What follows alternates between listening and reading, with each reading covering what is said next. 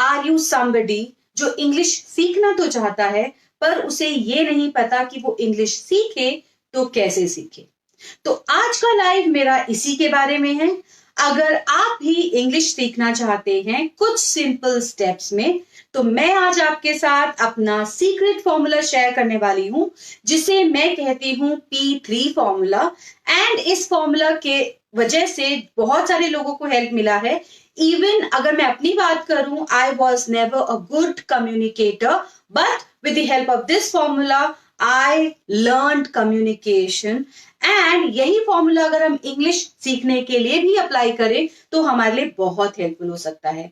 Stay tune till the end ताकि आप भी इस फॉर्मूले के बारे में जान सके और बिना किसी अटेंशन के, बिना किसी टीचर के कैसे आप इंग्लिश सीख सकते हैं ये जान सके। Hey, this is Anju Jindal, a trainer, entrepreneur and a career growth specialist, and I believe in learning and sharing experiences.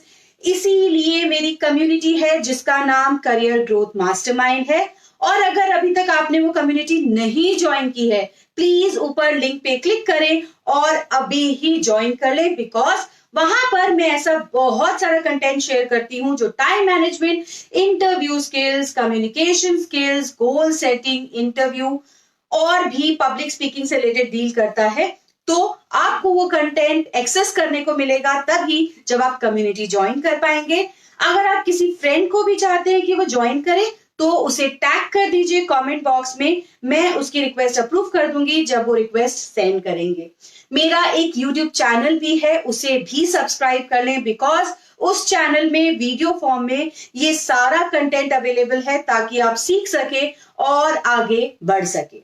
Now when I talk about learning English, सबसे पहली चीज तो ये मुश्किल नहीं है। बहुत सारे ऐसे लोग हैं जो कि इंग्लिश मीडियम स्कूल से नहीं हैं, जो कि इंट्रोवर्ट होते हैं, but still they are able to manage and they are able to learn English. So if you are also one of them जो fearful हैं about learning English, ये वीडियो देखिए and you will be able to learn कि कैसे आप English सीख सकते हैं।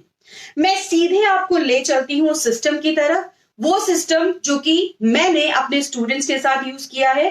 थाउजेंड्स ऑफ स्टूडेंट्स ने कम्युनिकेशन और इंग्लिश में इंप्रूव किया है यूजिंग दिस सिस्टम। इस सिस्टम को मैं सिंपली कहती हूँ P3 फॉर्मूला। P3 फॉर्मूला में 3 P's हैं। पहले P का मतलब है प्रैक्टिस फॉर 30 मिनट्स डेली। वैसे तो practice as much as you can, but I know सबके पास टाइम कंस्ट्रेंट है और अगर बहुत ज्यादा समय के लिए हम कोई चीज को करते हैं तो इट बिकम्स बोरिंग। इसीलिए सिर्फ 30 मिनट्स एवरी डे आप दें और अगर आप ऐसा करते हैं तो आप कम्युनिकेशन लर्न कर सकते हैं। नाउ प्रैक्टिस करना क्या है? I have seen people notebook लेते हैं, ग्रामर के टॉपिक लिखते जाते हैं, टेंसेस के बारे में, नाउन के बारे में, प्रोनाउन के बारे में, और घंटों सिर्फ लिखते ही जाते हैं। तो क्या वो प्रैक्टिस नहीं है? प्रैक्टिस है, बट वो आपके ग्रामर स्किल्स को इंप्रूव कर रही है, इंग्लिश कम्युनिकेशन को नहीं। मैं जब यहाँ प्रैक्टिस की बात कर रही हूं, हमें प्रैक्टिस करना है इंग्लिश को अपनी हैबिचुअल लैंग्वेज की तरह यूज करने के लिए, उसे नेचुरली जैसे हम हिंदी या अपनी मदर टंग में बात करते हैं उस तरीके की लैंग्वेज की तरह यूज करने के लिए। तो जब मैं प्रैक्टिस की बात करती हूं, बेसिकली व्हेन आई टॉक, एक इंसान के अंदर एक लैंग्वेज को लेकर 4 स्किल्स हैं जो कि चाहिए। सबसे पहला है लिसनिंग स्किल, कि हम एक लैंग्वेज को सुन के समझ सके। दूसरा स्पीकिंग स्किल्स, जो हम सुन रहे हैं हम उसको कॉम्प्रिहेंड कर सके और फिर उसके हिसाब से जवाब दे सके। फिर रीडिंग स्किल्स, कोई भी चीज अगर हिंदी इंग्लिश किसी लैंग्वेज में लिखी है हम उसको पढ़ सके। And last comes writing skills, जहां पर हम एक पर्टिकुलर लैंग्वेज में कंटेंट को लिख सके, जो ऑफिस में या ब्लॉग में या जहां पर भी आपको लिखना है वहां पर यूज होती है। तो हमें अगर कोई लैंग्वेज सीखनी है, फॉर एग्जाम्पल इंग्लिश, तो ये चारों स्किल्स की प्रैक्टिस करनी होगी। जबकि हम क्या करते हैं, हम बहुत सारे घंटे लगा देते हैं सिर्फ लिखने के अंदर। तो लिखने से प्रैक्टिस तो हो रही है, बट किस चीज की? ग्रामर की। हमें प्रैक्टिस किसकी करनी है? हम इंग्लिश में बातचीत करना चाहते हैं, जो हमें कोई बोल रहा है उसको समझ के उसको आंसर करना चाहते हैं, तो हमें चारों स्किल्स की प्रैक्टिस करनी है। What I suggest my students is या इन माय स्कूल इज कि पूरे 30 मिनट्स को डिवाइड कर लीजिए 10, 10 एंड 5, 5 मिनट्स में। नाउ पहला 10 मिनट सिर्फ और सिर्फ लिसनिंग को दीजिए। The problem is we do not listen to so much of content कि हमें वो लैंग्वेज समझ में आ सके। तो आपको लिसनिंग सबसे पहले अपनी इंक्रीज करने एक लैंग्वेज के अंदर। अब अगर आप इंग्लिश की चीजों को सुनेंगे नहीं तो आपको इंग्लिश लैंग्वेज के साथ एक्विंटेंस कैसे होगी, आप उसके साथ जान पहचान कैसे बढ़ाएंगे, आप उसको एक नेचुरल लैंग्वेज की तरह कैसे ट्रीट करेंगे। अभी तक हम इंग्लिश को एक फॉरेन लैंग्वेज की तरह ट्रीट करते हैं, इसीलिए हम उसको डिफिकल्ट समझते हैं। जिस दिन हम उसके साथ एक्विंटेंस बढ़ा लेंगे, उसका कंटेंट बहुत ज्यादा सुनेंगे, हमारी जान पहचान उसके साथ बढ़ जाएगी और वो हमें अपनी लैंग्वेज लगने लगेगी। तो लिसनिंग स्किल बढ़ाना है। दूसरा, हमें इंग्लिश में लिखना तो बाद में पड़ेगा। हम अगर कहीं जाएंगे तो मुझे बातचीत करनी पड़ेगी, तो बातचीत करने के लिए मुझे अपने स्पीकिंग स्किल्स इंग्लिश में बढ़ाने हैं। तीसरा, रीडिंग स्किल्स। अब कहीं पर भी कहीं जा रहे हैं आप, कुछ भी है, तो जो भी लिखा होगा वो आपको रीड करना होगा, तो रीडिंग स्किल्स बढ़ानी है। लास्ट में, अगर आपको लगता है आपको किसी ऑफिस में काम करना है, जॉब करनी है, बिजनेस में यूज करना है, तो आप राइटिंग स्किल्स पे भी काम कर सकते हैं। तो पहले 10 मिनट्स लिसनिंग के लिए सिर्फ, नेक्स्ट 10 मिनट्स आप देंगे स्पीकिंग के लिए, और रेस्ट 5 मिनट्स या पूरे टोटल 10 मिनट्स आप रीडिंग और राइटिंग दोनों को इकट्ठा मिलाकर दे सकते हैं। इस तरीके से जब आप अपने टाइम को डिवाइड करते हैं और इसी सीक्वेंस में प्रैक्टिस करते हैं, तो आप इंग्लिश लैंग्वेज को नेचुरली अपने तक लेके आ रहे हैं। तो प्रैक्टिस सिर्फ राइटिंग की नहीं करनी है, टाइम पे फोकस जरूर करना है, बट उसको इक्वली डिवाइड करके इन लिसनिंग और स्पीकिंग, सबसे ज्यादा टाइम लिसनिंग और स्पीकिंग को देना है। दोनों आप इकट्ठे भी कर सकते हैं और अलग अलग भी करें। मैं सजेस्ट करती हूँ शुरू के टाइम में आप पहले उसको 10 मिनट सुनने के लिए सिर्फ दीजिए, फिर स्पीकिंग के लिए दीजिए, एंड रेस्ट 10 मिनट्स आप रीडिंग और राइटिंग को दे सकते हैं। अब ये प्रैक्टिस करना, ठीक है, सिस्टम तो समझ में आ गया, डिफिकल्ट है। आई हैव सीन लोग स्टार्ट तो करते हैं, 1 हफ्ते 2 हफ्ते बाद बोरिंग होने की वजह से छोड़ देते हैं। So how to make it interesting, यहां पर आता है मेरा सेकेंड पी, जो कि हेल्प करेगा। सेकेंड पी कहता है play so that you can enjoy what you are practising. Yes, second P का मतलब है play so that you can enjoy what you are practising. अब अगर हम मोनोटोनस या बोरिंग तरीके से, जो चीज में आपका इंटरेस्ट नहीं है, उस तरीके से अगर इंग्लिश या किसी लैंग्वेज को पढ़ेंगे तो बहुत ज्यादा चांसेस है हम उसको छोड़ देंगे। इसीलिए मुझे कुछ फन एक्टिविटीज ऐड करनी होगी। शुरू में अगर आप चाहें तो इसके लिए कोई सिस्टम ज्वाइन कर सकते हैं, जैसे कि मेरा system fearless communicator blueprint programme, या फिर आप अगर इतने डेडिकेटेड हैं तो कम से कम I will suggest you 1 month के लिए इस सिस्टम को फॉलो करें। बिकॉज ऐसा कहा गया है कि अगर आप किसी भी चीज को 21 to 30 डेज के लिए रेगुलर करते हैं तो वो आपकी हैबिट या आपकी नेचुरल वे में आ जाती है। तो 21 to 30 डेज आपको जरूर फॉलो करना है। फिर आपको एफर्ट नहीं करना पड़ेगा, वो उसी तरीके से हो जाएगा आपके लिए जैसे आप सुबह उठकर ब्रश करते हैं, नहाते हैं, बाल कंघी करते हैं, इस तरीके से वो नेचुरली हो जाएगा। तो सिर्फ एफर्ट कितने दिन देना है? Minimum 21 to 30 days. उसके बाद कम से कम आपको सीखने के लिए एफर्ट नहीं करना होगा, नई चीजें सीख रहे होंगे, आप रिजल्ट देख पाएंगे। तो प्रैक्टिस कैसे कर सकते हैं, प्लेफुल कैसे बना सकते हैं उस पूरे 30 मिनट्स को, with the help of activities which I am telling it to you. सबसे पहली एक्टिविटी जो बहुत कॉमन है वो है conversation with people. Now how will you find people around जिससे आप कन्वर्सेट कर सके? 2-3 तरीके हैं। सबसे पहले आपके फ्रेंड्स सर्कल में, आपके फैमिली में, आपके ऑफिस में कुछ ऐसे लोग होंगे जिनके साथ आपकी अच्छी बातचीत होगी।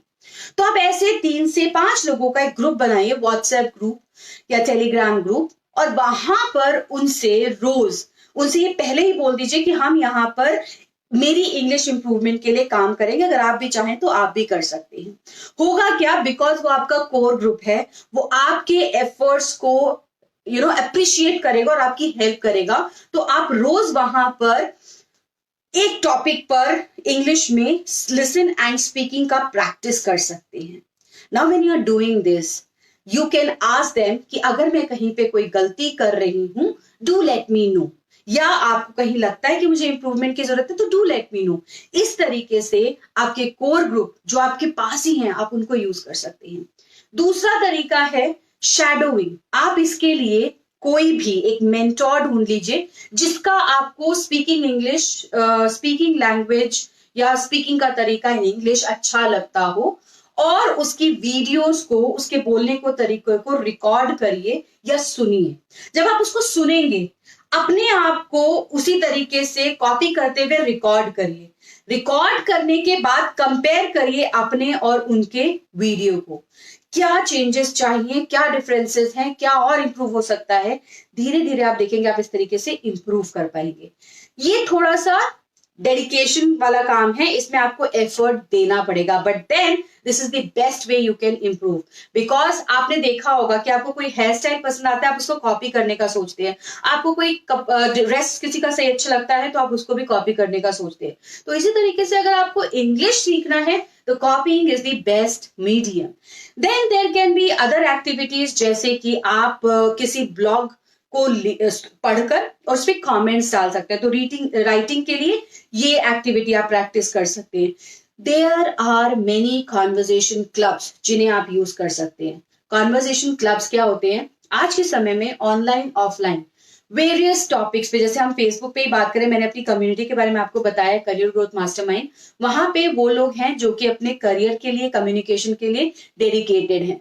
तो वहां पर हम जो कम्युनिकेशन करते हैं वो उसी से रिलेटेड होता है। तो आप भी ऐसे ही कुछ कॉन्वर्जेशन क्लब ज्वाइन कर सकते हैं जो फ्री ऑफ कॉस्ट भी होते हैं, और वहां पर आप अपने इंग्लिश और कम्युनिकेशन पे वर्कआउट कर सकते हैं। बिकॉज वहां पे वही लोग होंगे जो एक्चुअली अपने स्किल्स पे इंप्रूव करना चाहते हैं, ना कि सिर्फ वहां पर टाइम पास के लिए हैं।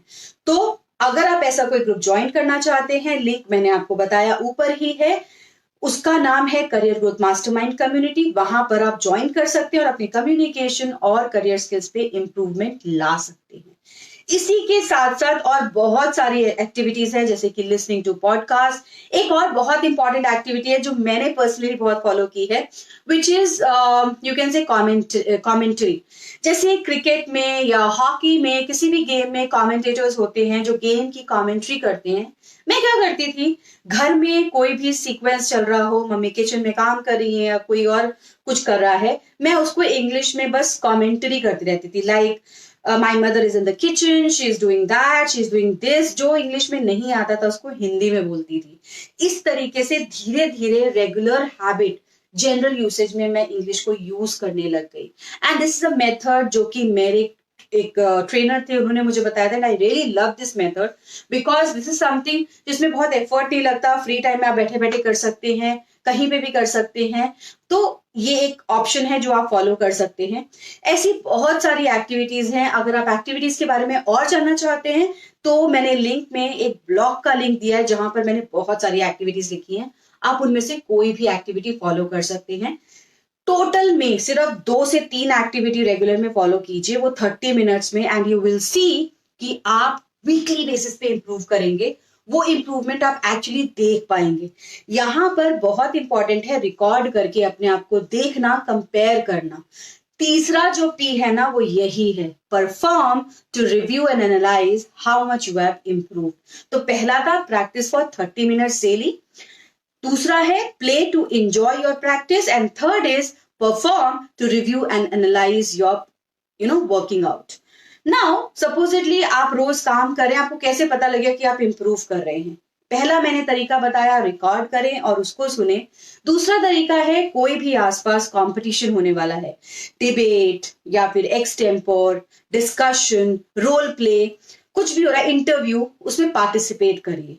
जब आप वहां पार्टिसिपेट करेंगे और आप देखेंगे कि आप परफॉर्म कर पा रहे हैं तो एक मोटिवेशन मिलेगा, और जैसे जैसे आप ज्यादा पार्टिसिपेट करने पर लगेंगे आप देखेंगे कि इंप्रूवमेंट और बढ़ती जाएगी।